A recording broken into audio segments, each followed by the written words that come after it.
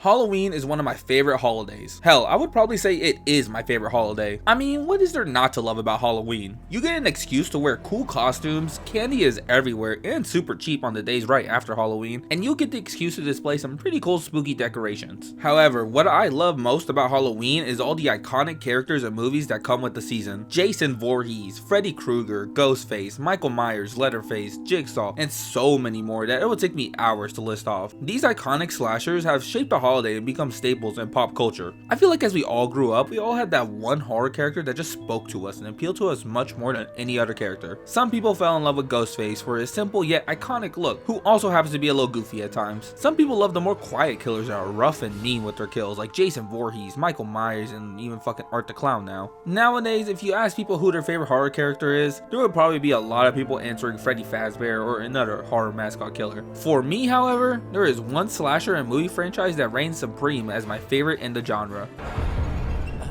I can't think of a thing to say. Fuck it. I love Chucky and the Chucky franchise, the movies, merch, TV shows, but I don't like the remake. That's the one thing I don't like about Chucky, but everything else is fucking peak. What is there not to love about this doll, man? Chucky is iconic for a lot of the same reasons I love him. I like the comedy, the ongoing story between all the movies and TV shows, the side characters such as Tiffany, Neca, and Andy, and just the sheer absurdity of the series. Obviously, the horror part of Chucky is awesome, but there is so much more to love from the series, and I truly love what each movie and season has added to the series. That includes Seed of Chucky as well. Now, when I love a series this much, I gotta express it in some way, and for me, there's two different ways I like to express it. Option 1, a Fortnite collab, or Option 2, I need to own an action figure of it. You know, neither one is a good way to express my love for a series, considering that both keep me broke. Anyways, there's actually a really good amount of options for a Chucky figure, but the one that has always caught my eye ever since it initially came out was the Neca Ultimate Chucky figure. I've wanted this figure since the moment it came out, and despite having multiple opportunities to pick it up, I just never did. However, this year was different. With my action figure collection going bigger and bigger, I knew I needed to add Chucky in it at some point. It would feel incomplete without Chucky in my collection. Even though this problem could have easily been solved by just me buying the figure online, I decided to take the much harder route of driving 3 hours to a different city just to go to a toy store and pick him up at his retail price. Okay, I didn't drive 3 hours just to pick up the figure, but I did drive that far just to go to a toy store, and I'm not ashamed of that. Anyways, enough yapping, let's review this little fucker. Like any good review, let's start with the box, and I have something to confess to you. This channel has been a front. This channel was just an excuse to find the perfect figure box. If you've noticed, the boxes have only gotten better since my first review. The Revoltech boxes were basic and boring. Then the Demonical Fit boxes were pretty good, but the standard from import companies. Then the 40th anniversary Kid Goku had such a gorgeous box that I still need to find a way to display it. But we finally gotten to maybe what is the best box I've ever seen. The Neca Chucky has probably one of the coolest boxes for an action figure I've ever seen. From what I've noticed from Neca, they'll usually use the main movie poster for the character they're making, at least when it comes to horror movie characters. And while I wouldn't have minded them doing that for this guy, they instead went with the really cool choice of having the box be based off of the actual Chucky doll that it comes in from the movie, and I love that. Now, I think there's actually two reasons why the box looks like this. Obviously, the first reason being that it's a really nice reference to the legitimate in-universe product that Chucky himself comes in. As for the second reason, this technically isn't a Chucky that's from just the first movie. This Chucky is supposed to represent multiple versions of the character, but we'll get more into that later on during the accessories. Going back to the box, and it perfectly captures the end movie design 1-to-1. It's pretty neat having a smaller replica of it. The only difference is being the bottom and the back of it, since this is technically still a figure and they gotta promote that somewhere. Now, you might be typing in the comment, "This box sucks, you can't see the actual figure inside." And to be fair, that's a good and valid point, but look at this. You can open the front of it to reveal the figure and everything it comes with. It's safe to say I love this box. Like, you could legitimately just display this box as a collectible and no one would be able to tell you there's a whole figure inside. It's really one of the best boxes out there. Okay, no more gushing about the box. Let's look at the figure itself, and wow, he looks great. I've never owned a Neca figure, but from the little I know about them, they're known for getting the detailing accuracy down to a T, and this Chucky is proof of that. The texturing on his clothes is the best part of this figure. It emulates the look of his real clothes so well. I love how his overalls are a separate piece of plastic molded on top of the figure itself. It helps give the figure a nice amount of depth. The paintwork is damn near perfect all around the figure. Like, genuinely, besides the small imperfection on his left arm, everything else is perfect. They even went the extra mile by adding the wrinkles around the areas where the clothes would realistically get wrinkled. Proportion wise, I find him to be most similar to Cult of Chucky, since this figure has a more slender, taller build, as opposed to the chubbier and shorter Chucky seen in earlier movies, which is fine. I never realized until doing research for this video that they did Chucky like they did Pikachu. This Chucky figure looks great, and what really brings the look of this figure all together are these faces. You get 3 of them, and this might be some of the best head I've gotten with a figure. Hey yo, what the fuck? No, but seriously, the amount of details on these 4 heads is some of the best and most faithful I've seen come with a figure. And while we're on the faces, let's talk about everything else he comes with, because it's a lot. As previously mentioned, we get 4 different head sculpts. Now, it's been a minute since I've watched the movies, but I can still list where each one is from. The one that he comes with right out of the box is the good guy doll head sculpt, and specifically the way the doll looked in the original trilogy. Then we got his Charles Lee Ray look that is seen in the last half of the first movie. No offense, but just look at the hairline on this guy. Like damn, I would be desperate to escape from this as well. The third head sculpt comes from Child's Play 3, where during the climax of the movie, half of his face gets sliced off. And I don't even gotta say it, but this is the best head sculpt.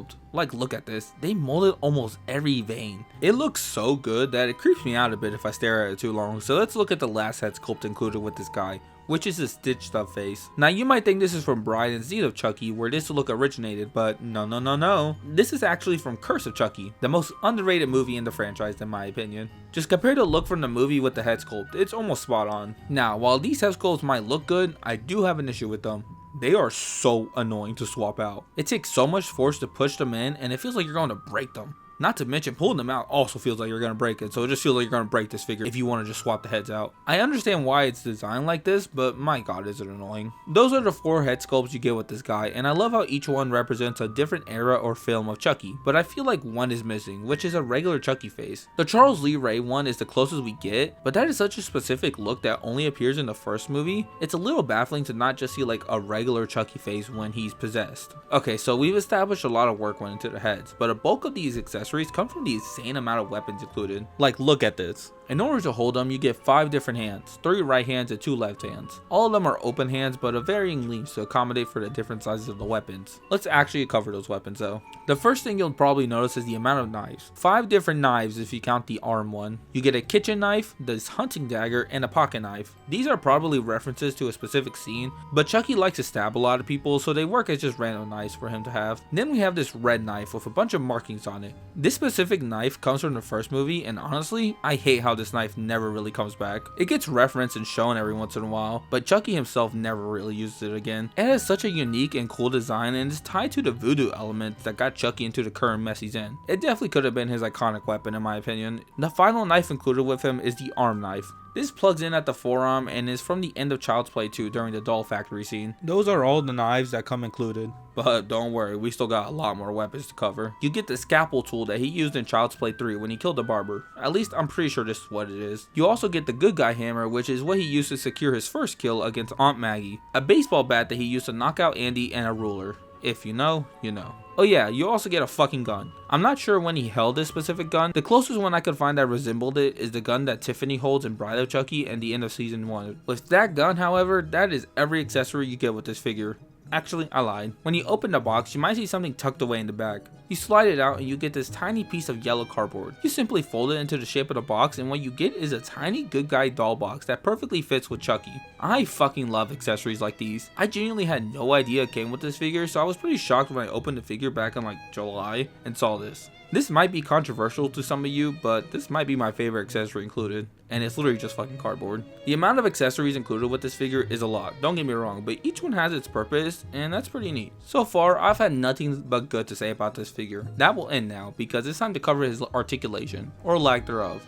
As you've seen from the head sculpts, Chucky's head connects at the base of the neck, which means that's where all the articulation for the head will come from. The range is not really the worst considering its design, as he can look this high up but can't look down much. You get a decent tilt as well and can rotate his head fully around the body. The head is really not that bad, but the rest of the body, it's ass. Let's start with the arms, which are the stiffest arms I've ever had to move on a figure. They go this high up, have a single jointed elbow that goes exactly to 90 degrees. You get some rotation at the elbow, and the hands have literally no articulation besides spinning them on the peg. There is no movement at the waist or chest, like literally nothing. To be fair, the doll's design in the movie isn't supposed to have all of this articulation anyways, but to be fair as well, Chucky is seen being able to move a lot more than the articulation he's shown to have, so I don't really know. Leg-wise, they're passable. Chucky can spread his legs this far out, so he ain't gonna be doing no splits. There is a thigh swivel, and a cool thing I'm glad Neca did is that the plastic underneath the thigh continues the pattern from his overalls. That's actually really awesome. His legs kick this high up, you get a single jointed knee that bends just at 90 degrees, and the feet can rotate, but you ain't getting no tilt, pivot, or toe joint. That's all the articulation that comes with this guy, and I gotta say, I'm a little disappointed. Not only is he stiff to move around, but his articulation just feels lacking. Like, why include a thigh swivel, but no bicep swivel?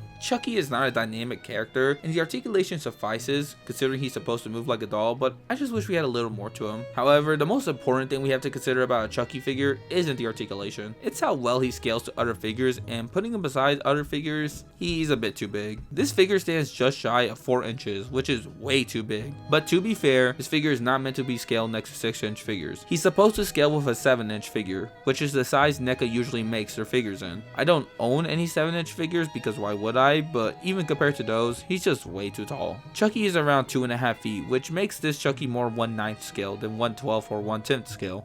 Making him shorter would probably sacrifice a lot of the amazing detailing that went into this figure, which is probably the best part of this figure, but seeing him this tall just doesn't feel right. Overall, do I recommend this Chucky figure? Not really. If you're not a Chucky fan, I don't think you get much enjoyment from him. His articulation is stiff and the height is just way too off. If you are a Chucky fan, however, I do think you should get this figure. His detailing is some of the best I've seen on a figure this size, and the amount of accessories that reference seen all throughout the 7 movies are a blast to use and play with. It does still bother me that we get no regular Chucky face that isn't sliced in half, but it is what it is. You know, Chucky is actually one of the most unproblematic killers out there. He accepts his kid for who they are, and the case could be made that he only kills people who had it coming. Like, she probably committed tax fraud, and this guy was kinda mean to Andy. Like, Jason Voorhees kills anything and anyone in his way, regardless of what they've done.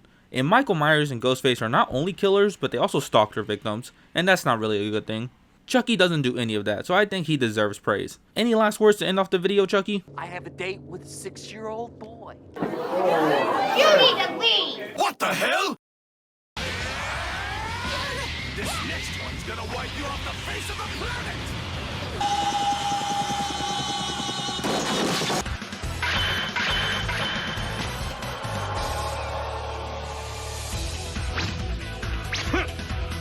Go Gina! Win!